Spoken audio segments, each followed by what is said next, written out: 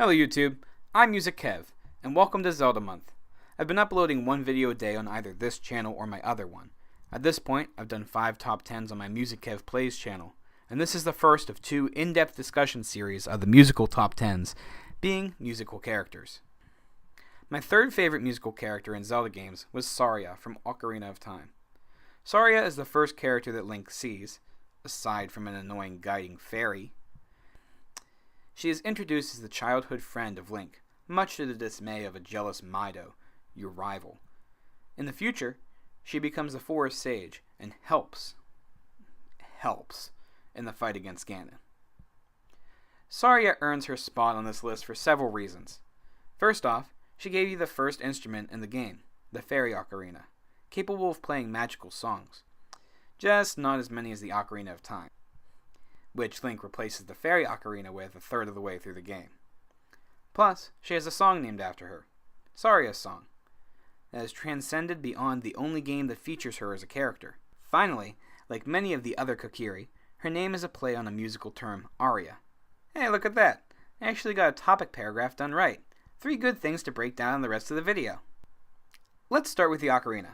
I don't think I've talked about the ocarina. Like the harp, the ocarina is ancient, but originally was made in China. Its size made it be considered as a toy instrument when it made its way to the West. The modern version was invented in Italy, but that's just the sweet potato kind you see in the game.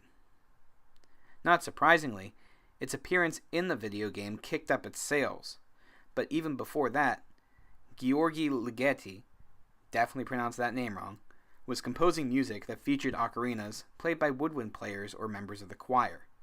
Dang, being bi-instrumental was critical to get jobs back then. But I digress. Let's talk more about Saria's composition for the ocarina. Segues. Saria's song is first heard in the Lost Woods, albeit an orchestrated version of it. You are intended to use the music to help you find your way to Saria, who then teaches you her song. Its magical ability allows you to speak to Saria from wherever Link is, sometimes giving him clues that Navi can't provide. As far as plot uses go, the song gets Darunia to cheer up and dance, allowing you to progress in the game.